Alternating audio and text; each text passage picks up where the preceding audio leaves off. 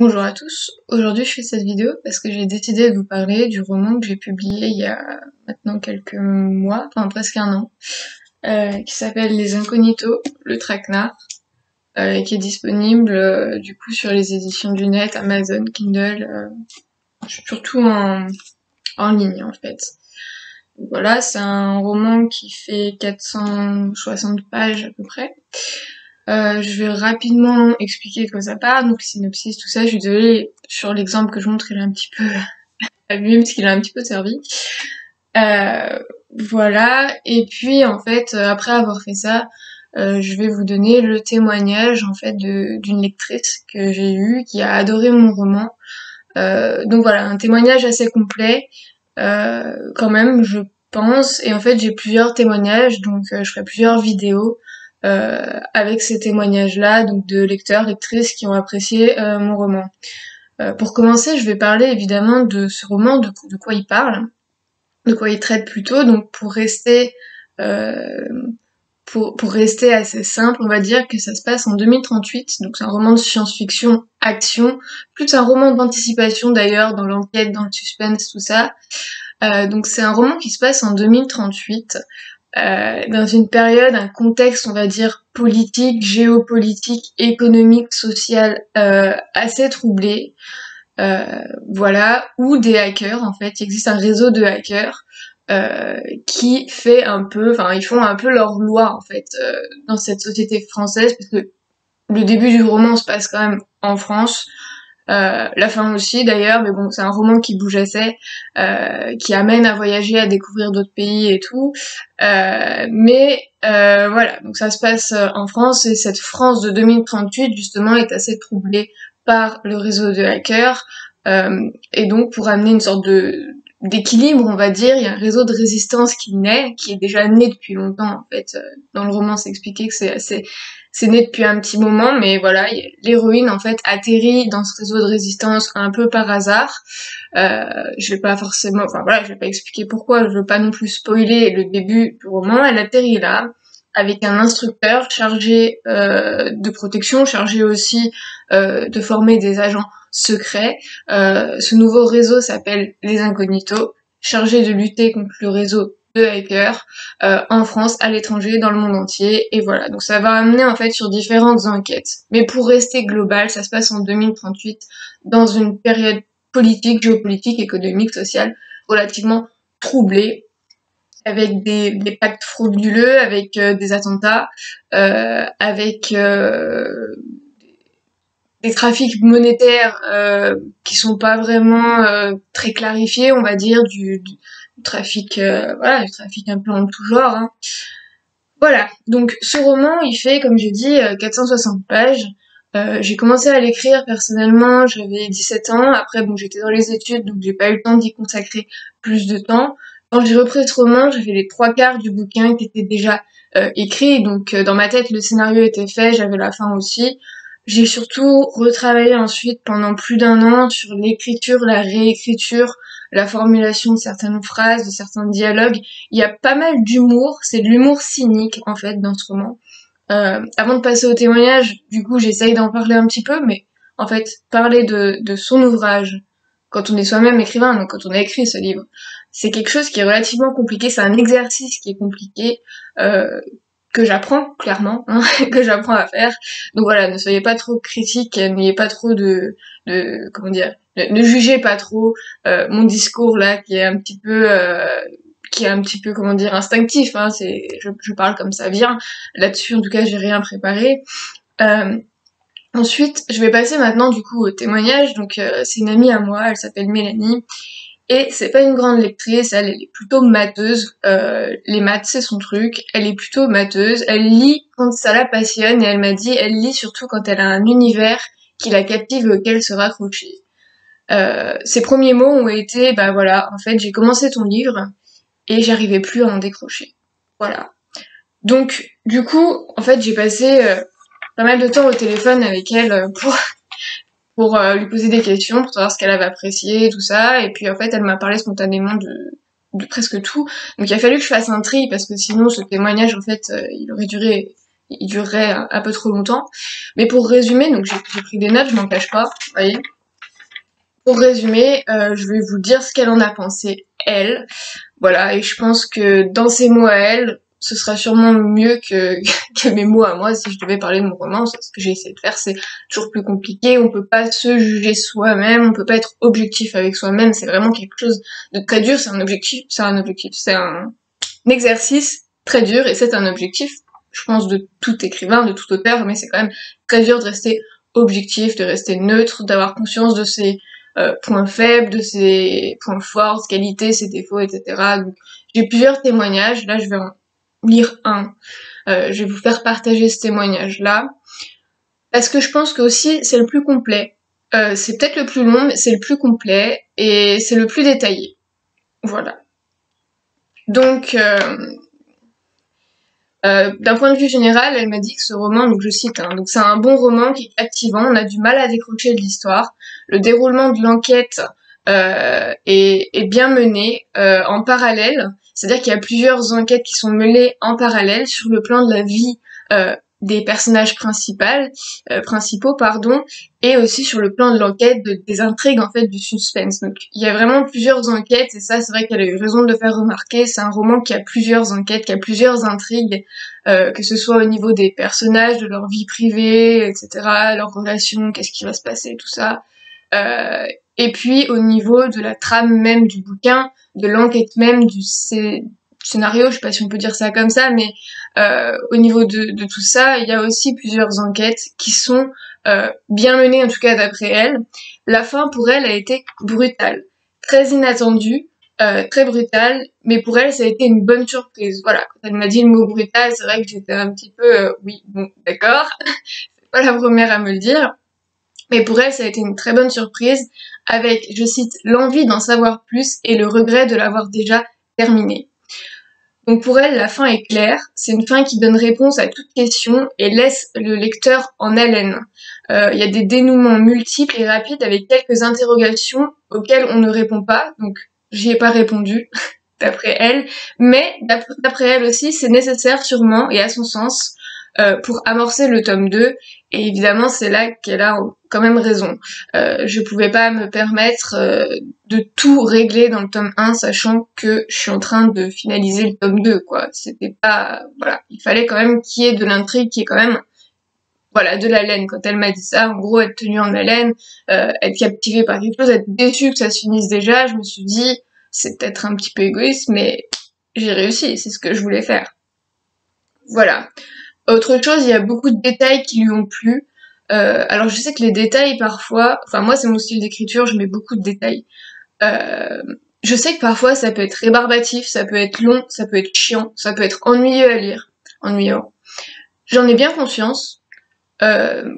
Voilà, mais elle en tout cas c'est quelque chose qu'elle a apprécié. Elle a apprécié avoir des détails, ça lui a permis de visualiser l'action, de s'accrocher à des détails, ça permet de s'accrocher à une histoire, ça permet de s'accrocher, de se représenter l'histoire, les personnages, les scènes, c'est très important, les détails en tout cas à mon sens. Peut-être que dans le tome 2, je ferai attention à en mettre un peu moins, parce que moi en tout cas à mon sens, je pense que j'ai mis peut-être un peu trop de détails dans le tome 1 et que parfois c'était pas toujours nécessaire. Mais en tout cas, elle a apprécié les détails. Voilà. Donc ça, c'était pour la critique générale qu'elle m'a faite, qui est une critique qui est plutôt quand même très positive. Hein. Après, en détail, ce qu'elle a apprécié, vraiment, c'est les personnages et leur psychologie. C'est-à-dire que les personnages, à son sens, sont très bien amenés tout au long du roman, très bien injectés dès le départ. Après, on y revient, etc. Elle m'a dit, par moments, il faut revenir un peu en arrière, parce qu'il y a des personnages qu'on oublie, mais on les oublie pas totalement. On a juste besoin de se rappeler. Elle a apprécié, en fait, ce va-et-vient nécessaire, qui pour certains lecteurs faciliterait pas la tâche, je suis d'accord avec ça, mais elle a apprécié. Pour elle, c'était un roman dynamique, d'action, de suspense, d'émotion et d'inattendu, et elle a eu un petit coup de foudre pour Tom, donc j'y reviendrai après, enfin, du moins elle y reviendra, parce que j'y reviendrai à travers ses mots. Tom, c'est un agent secret de la base Incognito, un jeune agent secret, donc qui est blond, qui est musclé, qui est assez enfantin, en tout cas, de mon point de vue à moi, d'auteur, c'était un personnage que j'ai écrit assez enfantin, assez joueur, assez musclé, et voilà. Donc, Pour elle, ce qu'elle a apprécié encore une fois, c'est que chacun est à sa place dans le fonctionnement de la base secrète. C'est-à-dire qu'il y a une hiérarchie, en fait. Il y a un capitaine, il y a un commandant, il y a des instructeurs élites, des agents élites et des recrues, des nouvelles recrues, donc qui vont être formées. Ce qu'elle a apprécié, c'est que chacun est à sa place dans toute cette hiérarchie, dans tout ce réseau. Le réseau Incognito est un réseau, je spécifie, parce qu'elle m'en a pas parlé, enfin on en a parlé, mais voilà, on a parlé rapidement. Le réseau Incognito est étendu à plusieurs pays. Il y a une base en France, il y a une base aussi en Allemagne, où d'ailleurs les agents vont être amenés à rendre visite, en tout cas, enfin à y aller quoi, pour faire court. Ça fait partie de l'histoire, ça fait partie de l'enquête. Il y a plusieurs bases Incognito un peu dans le monde entier qui sont en fait en présentiel dans certains pays pour c'est un petit peu des héros du quotidien pour tout ce qui est fraude, pour tout ce qui est trafic d'armes, trafic d'argent, voilà, pour tout ce qui est illégal en soi. C'est un petit peu des héros, voilà, mais c'est une résistance aussi par moment, quand il faut faire face à des mouvements de plus grande ampleur. Là, ils sont vraiment appelés en tant que résistants à ces mouvements-là. Bref, ça c'était mon aparté. Donc d'après elle, chacun est à sa place, je le répète, dans le fonctionnement de la base secrète, dans le fonctionnement Incognito. Le réseau de résistance Incognito est soudé et tenu par un homme, en tout cas en France, Alec, chargé de forger ses agents. Voilà. Il y a aussi le côté social dans ce roman, il y a un côté social qu'elle a apprécié. Donc j'aborde certains sujets comme la lutte contre la malbouffe, voilà, avec un mouvement qui est écolo extrémiste et qui est prêt à passer à l'acte en fait pour punir les personnes qui ne respecteraient pas leur volonté. Donc c'est un mouvement qui est très extrémiste, très sectaire, très... Voilà, j'ai tiré ça en fait à son extrême. Les extrêmes sont jamais bons, hein. Mais voilà, c'est une idée en tout cas, un concept aussi, que elle a apprécié parce qu'elle trouvait que ça allait vraiment de pair avec les problèmes de santé sanitaires et sociaux qu'on peut trouver aujourd'hui avec la malbouffe, avec les fast-foods, etc. Donc je n'en dis pas plus sur le sujet, sinon ce serait spoiler un peu l'histoire.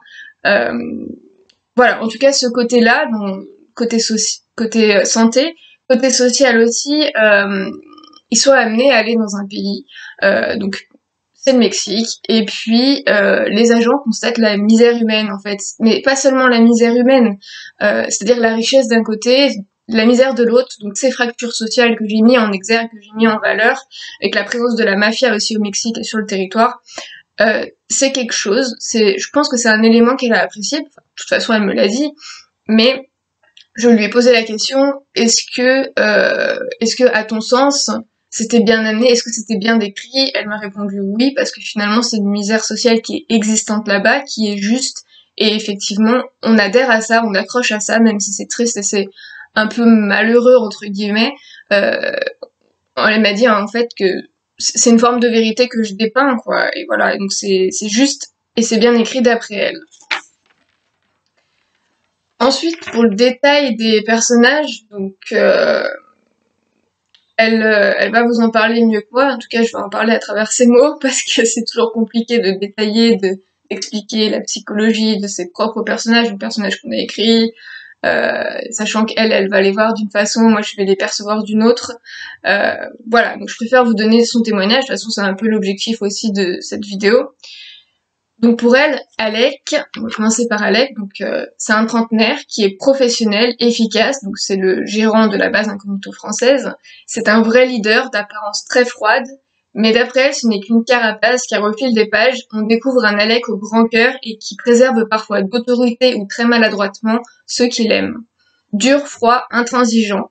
Les félicitations, il faut les mériter. C'est quelqu'un de franc, d'authentique et de respecté, qui valorise lorsqu'il le faut et qui peut se montrer cassant si les agents ne sont pas à la hauteur. Donc si ces agents ne sont pas à la hauteur, c'est vrai que c'est quelqu'un qui n'hésitera pas à dire, pardon, ce qu'il pense. Pour elle, c'est un personnage complexe, il y a beaucoup à dire dessus, mais auquel on s'attache. Et finit en disant que c'est finalement un mauvais bougre, entre guillemets. Ensuite, on va avoir Vincent. Donc Vincent, j'explique un petit peu, c'est un agent qui appartient au réseau Résistance Incognito, donc en France. Et lui, c'est l'intellect, en fait. C'est l'intellect, il est très doué pour tout ce qui... En fait, c'est un scientifique. Voilà. C'est un scientifique, il est aux opposés total des autres qui sont musclés, baraqués, qui sont entraînés sportivement parlant, physiquement parlant. Lui, c'est le scientifique, le gringalet, avec des lunettes, qui est gauche et maladroit. Voilà. Ce qu'elle en dit, elle, donc Vincent, entre guillemets, c'est un gros boulet, ce sont ses mots, qui est intelligent, mais qui est gauche, qui fait tout de travers, et qui en devient attachant, attachant, et même marrant. Sa façon d'être, de vivre et de parler est complètement atypique, et donc ça fait doucement sourire. Donc c'est un personnage auquel elle s'est attachée aussi. Voilà, même si elle me disait, parfois il peut être pénible, parfois il est présent à des moments où il est un peu agaçant, et les autres agents lui disent, mais en fait c'est un personnage qui est attachant. Voilà. En tout cas, à son sens. Ensuite, on va voir Camille. Camille, pareil, agent secret de la base incognito française. Donc Camille, elle joue le rôle de grande sœur. Voilà, par rapport à ses agents, en fait, face à ses agents, face aux plus jeunes agents qu'elle va avoir, elle joue le rôle de grande sœur. Elle est assez proche d'Alec, mais elle garde ses distances avec les autres malgré qu'elle puisse se montrer affectueuse. En fait, d'après ses mots, c'est une femme forte physiquement, que Mélanie imagine presque comme étant un garçon manqué, mais elle la trouve plus mature que les autres agents. Et donc du coup, dans le roman, tout à l'heure, j'ai expliqué qu'il y avait une hiérarchie. Camille, c'est une élite, et elle dit effectivement, on sent que c'est une élite, et on lui fait davantage plus confiance à elle qu'à Tom. Donc Tom, on y vient. Tom, c'est pareil, c'est un agent élite, mais qui est beaucoup plus jeune. Tom, jeune homme un peu immature, baraqué et très romantique. Donc d'après elle, il est jeune dans sa tête, rêveur, il est très sociable, avec des émotions très prononcées.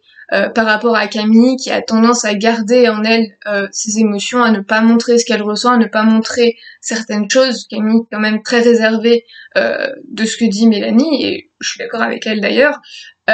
Tom, ça va être un garçon, un personnage qui va être très sociable, très joueur, très taquin, et voilà, je rajouterais même, elle l'a pas dit, mais très très coquin, quand même, très coquin. Voilà. Ça, c'est juste c'est mon ajout. Voilà.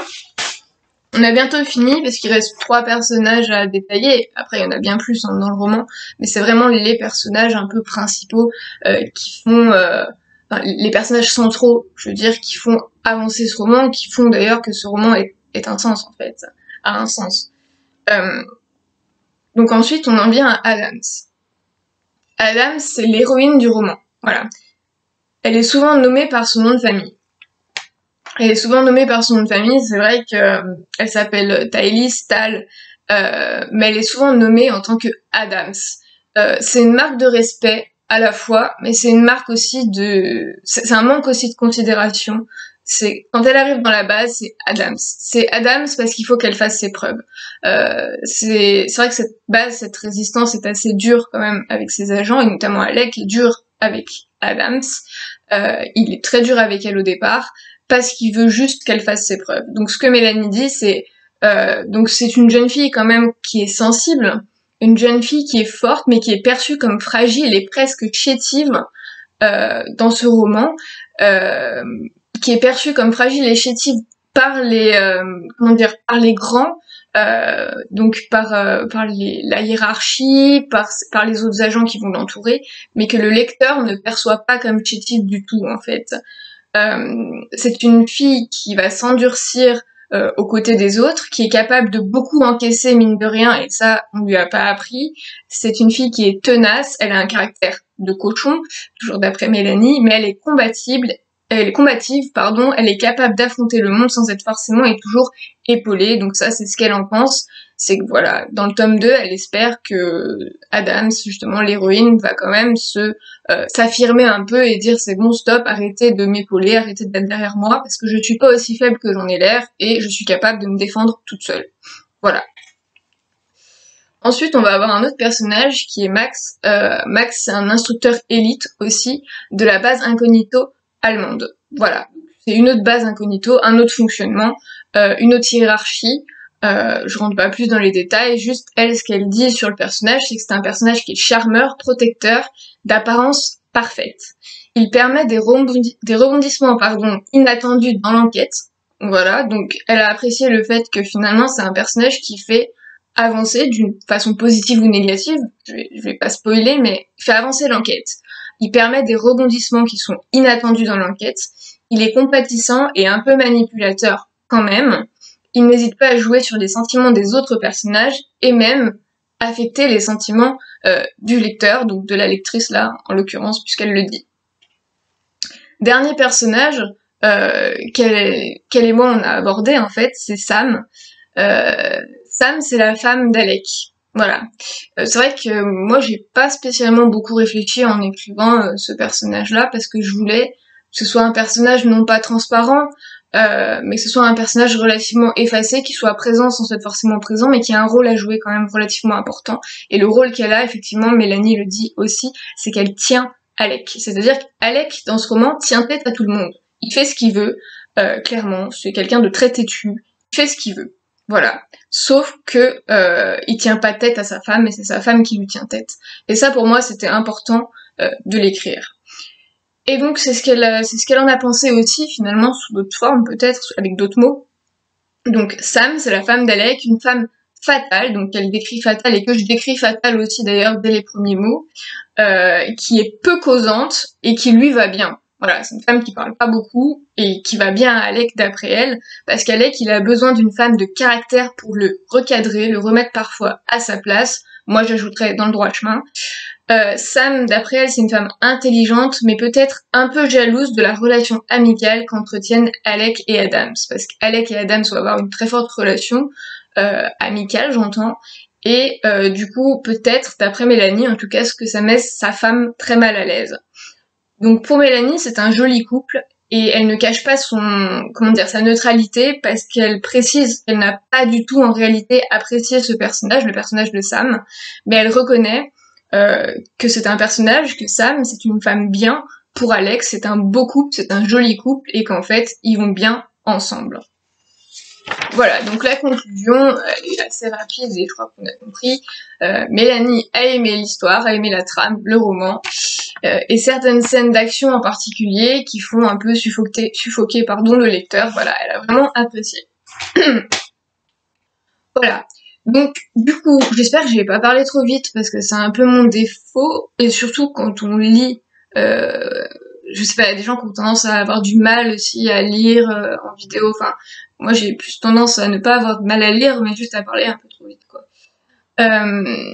Voilà, moi personnellement, ce que ça m'a apporté de recevoir ce témoignage, même si j'en ai eu d'autres avant, ça m'a apporté beaucoup, parce qu'en fait, j'ai compris que ce que moi je percevais de mon livre, ben voilà, c'était ma vision, c'était ma perception des choses, mon écriture aussi, ma créativité, tout ça, c'est vrai, c'est mon roman quand même, c'est moi l'auteur, c'est moi qui l'ai écrit, mais finalement ce que les autres en perçoivent, parce que j'ai toujours considéré les lecteurs futurs, hein, je me suis toujours demandé un peu quelque part qu'est-ce qu'ils allaient en penser, mais ça m'a pas préoccupée vraiment, parce que je crois que quand on est écrivain et qu'on est préoccupé par ce que le lecteur va en penser, tout le temps, on est très mauvais écrivain. Parce qu'on ne peut pas en fait. L'écriture vient de soi et il faut pas être non plus paralysé, parasité aussi par ce genre de pensée en se disant qu'est-ce que les autres vont en penser. Non, on fait un truc, on essaye de le rendre propre, on essaye de le rendre bien, on essaye de s'attacher à ce qu'on fait. Donc, moi j'ai pas eu de mal à m'attacher. Et après on voit ce que ça donne. Et c'est vrai que les retours sont plutôt très positifs pour les premiers retours que j'ai. Donc déjà ça me touche énormément, ça me fait très plaisir. Donc voilà, c'est ce roman, à savoir que la couverture, c'est pas moi qui l'ai choisi, c'est la maison d'édition. J'en avais une bien meilleure. Voilà, on fait pas toujours ce qu'on veut hein, quand on est auteur. Voilà, le prochain témoignage que je donnerai, c'est celui de mon oncle, qui est metteur en scène, qui m'a fait la préface de ce roman et qui est vraiment, indépendamment du fait que ce soit mon oncle, c'est quelqu'un de très juste, qui a le sens des mots, qui a beaucoup de talent, qui a fait une très grande carrière aussi, et qui effectivement m'a beaucoup apporté pendant l'écriture du roman. Voilà, c'est quelqu'un qui m'a soutenu, c'est quelqu'un qui m'a aidé, qui est dans les remerciements du livre, qui est dans la préface, et qui n'est pas dans l'histoire, mais qui est présent quand même un peu dans ma tête quand j'écris parfois. Je me dis, c'est vrai que sans lui, ce serait pas publié, j'en serais pas là. Et donc voilà, c'est aussi merci à lui, c'est merci à ceux qui lisent, merci à ceux qui vont lire, merci à ceux qui vont prendre la peine de découvrir. de ne pas s'arrêter au résumé qu'il y a derrière, parce que si je vous lis le résumé qui a été fait par la maison d'édition, je vous garantis que vous n'avez pas envie d'avoir ce roman dans les mains. C'est écrit, donc Thaïlis rencontre un bel instructeur, agent secret et chargé de multiples missions. Il commence à faire équipe, mais la belle jeune fille va être kidnappée. Ça va, hein, ça je vous l'ai pas dit. S'ensuit une traque de longues semaines à l'autre bout du monde. Voilà, bon. Ce qu'on peut sous-entendre là-dedans, en fait, c'est une histoire d'amour entre l'instructeur et la jeune fille, ce qui, en vérité, n'est pas le cas. Voilà, mais c'est pas du spoil ce que je vous dis, parce qu'il y a bien plus intéressant, justement, et ça, je vous le dirai pas. Voilà, merci à tous d'avoir regardé cette vidéo. Du coup, je vous donne rendez-vous soit la semaine prochaine, soit la semaine suivante pour un autre témoignage. Je pense que ce sera celui de mon oncle. Voilà, sinon j'ai d'autres témoignages de gens que je connais pas forcément très très bien, qui sont aussi des témoignages intéressants. Je sais pas encore lesquels choisir. Donc voilà. En attendant, je vous remercie d'avoir regardé cette vidéo. N'hésitez pas à partager, à commenter. Voilà, à dire ce que vous en pensez, ce que vous pensez de cette vidéo, ce que vous pensez de ce qui a pu être dit en tout cas sur ce roman. Si vous voulez l'acheter, si vous voulez le lire, c'est sur Amazon. Il y a la version EPUB, donc la version en ligne, pardon, qui est disponible. La version en ligne, quand même, elle revient moins cher à l'achat. Ça vous permet d'économiser et de découvrir quand même ce roman. Voilà, je vous remercie à tous d'avoir regardé. Bonne journée, à bientôt. Bye.